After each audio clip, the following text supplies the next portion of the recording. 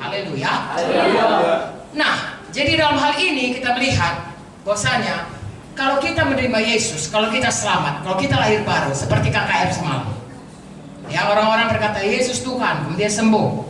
Ya, kalau ada yang terikat narkoba, bebas, saudaraku. Saya melihat banyak orang yang tadinya narkobaan, sekarang sudah jadi hamba Tuhan. Ya, yang tadinya dia adalah keluar masuk penjara, ya, sekarang dia sudah jadi hamba Tuhan. Tadi yang preman di jalanan, sudah dipakai Tuhan sampai kemana-mana. Mengapa? Tuhan mengubahkan hidup, Tuhan memulihkan hidup kita. Nah, itulah yang seharusnya terjadi. Sebab kalau hanya mengampuni dosa, Tuhan hanya mengampuni dosa, maka berarti begitu kita selamat sudah diampuni dosa, dan tidak ada lagi yang harus kita lakukan kecuali bersyukur mengampuni dosa. Sebenarnya kita mati aja lah terus, karena begitu sudah selamat kan sudah diampuni dosa. Tapi kenapa kita masih dibiarkan Tuhan ada di dunia ini? Tentunya ada maksud Tuhan. Apalagi di dunia ini bukannya enak kali ya kan, kalau dilihat cerita dari kita lebih enak di sorga kan. Kenapa kita tidak begitu selamat langsung dipanggil Tuhan, cuk, kan bisa dibuat Tuhan, mati kita dapat sorga? Karena ada maksud Tuhan dalam hidup kita, ada rencana Tuhan, dan itulah yang harus kita temukan dan harus kita kejar dan harus kita penuhi. Kalau tidak, saudaraku, sayang. Ya, 70 tahun, 80 tahun Tuhan berkata kepada manusia, ya, kalau bisa lebih lagi, saudaraku, ada yang sebelum itu, tapi seberapapun itu, apalagi kalau Tuhan Yesus datang, kita bertanggung jawab untuk memakai hidup kita, menyampaikan maksud Tuhan bagi kita, pribadi lepas pribadi. Amin. Haleluya. Secara keseluruhan, kita sebagai gereja Tuhan ada rencana Tuhan. Secara pribadi pun ada rencana Tuhan. Secara keluarga pun ada rencana Tuhan. Dan untuk itu, sebelum kita menemukan itu, saudaraku, janganlah berhenti di distraksi seperti halnya Hawa ini dengan keinginan-keinginannya, sehingga dia lupa apa sebenarnya rencana Tuhan dalam hidupnya. Rencana Tuhan dalam hidupnya adalah untuk hidup kekal bersama Tuhan, tetapi dalam kepatuhan mutlak. Tapi dia lupa itu, lalu dia dengarkan. Kita pun sekarang ini bisa begitu.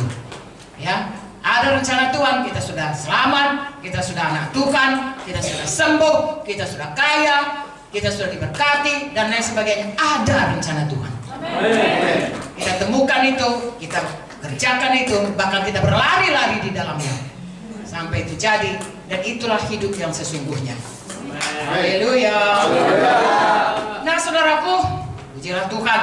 Ya, manusia ini sebenarnya, saudaraku, ya, diciptakan Tuhan sangat mulia, tapi begitulah, saudaraku, tertipu oleh musuh. Musuh adalah musuh kita yang kekal. Saudara tahu, kalaupun seseorang itu dia dirasuki setan, kemudian dia mati, dianya mati, setannya masih hidup. Mengapa saudara lihat kadang-kadang kutuk dosa? Penyakit pun, kakek darah tinggi, dia pun darah tinggi. Kakek stroke, dia pun stroke. Bapak stroke, cucu pun stroke. Ya, sehingga kalau ada riwayat seperti ini, kalau kami dokter selalu tanya, adakah keturunan, adakah diabetes, adakah darah tinggi dan sebagainya, karena itu kutuk-kutuk keturunan. Puji Tuhan, kalau kita menerima Yesus, itu semua diputuskan. Amen. Untuk apa? Untuk hidup baru dalam Tuhan. Haleluya. Itu sebabnya, saudaraku, sesudah saya dan saudara selamat, tolong cari dulu apa rencana Tuhan bagi kita. Baguslah kalau kita sakit, kita cari kesembuhan. Tapi sesudah dapat kesembuhan, untuk apa kesembuhan itu? Baguslah kalau kita sudah tadinya penuh kekurangan, kemudian kita sudah mendapatkan berkat. Untuk apa Tuhan memberkati kita? Ya, ada maksud Tuhan yang jauh lebih indah dari sekadar hanya sehat, keberkatan, bebas. Sebab 1 Korintus 15 berkata, kalau hanya itu saja pengharapan kita, kita adalah orang yang paling malang. Karena itu sementara saja, akan lenyap selama-lamanya. Ada hal-hal yang Tuhan mau jadi kepada kita, Tuhan rencanakan bagi kita. Semua kita, tidak ada terkecuali, ya. Supaya itu kita genapi, dan kelak, saudaraku, saudara bisa memerintah 10 kota, 5 kota, jadi bupati, jadi gubernur, saudaraku, kekal selama-lamanya. Dan itu bukan setahun, bukan 5 tahun sekali, ada pemilu, saudaraku, ya. Tidak ada yang bisa mengambilnya dari kita, dan itu kita dapatkan selama kita di dunia ini, mematuhi Tuhan, mempercayai dan melakukan apa yang dikatakan Tuhan bagi kita. Haleluya. Jadi saya dan saudara sekarang ini saya akan sampaikan ini secara umum, bahwasanya seumur hidup kita harus menyangkal diri. Menyangkal diri untuk bisa mengikut Tuhan dengan sungguh-sungguh. Hukum pertama, mengasihi Tuhan dengan segenap hati, segenap jiwa, segenap akal budi, segenap kuat kita, dan mengasihi sesama. Mudah mengatakannya, nggak sampai 1 menit. Melakukannya seumur hidup. Ya, tiap-tiap hari. Ya, ada dikatakan Lukas 9:23, menyangkal diri, mengangkat salib, mengikut aku setiap minggu. Setiap hari kebaktian? Enggak, setiap hari. Bukan hanya setiap hari, setiap saat sebenarnya. Setiap saat saya dan saudara harus seperti carang yang lengket kepada Tuhan.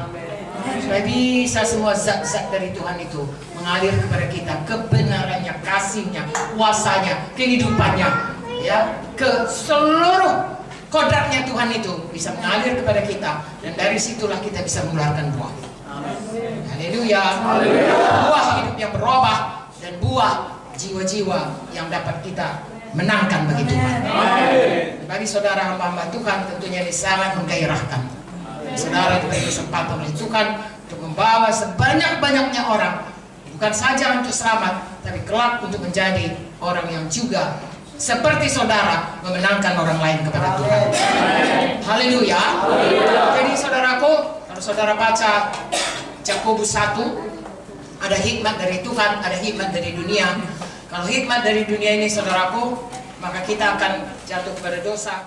Supaya kita mengerti, dan kapan kita mengerti, kita tidak bisa ditipu setan. Kalau kita tidak mengerti, setan itu licik sekali. Nah saudaraku, maksud saya, mari kita kenal tipu daya setan, jangan kita mau ditipunya.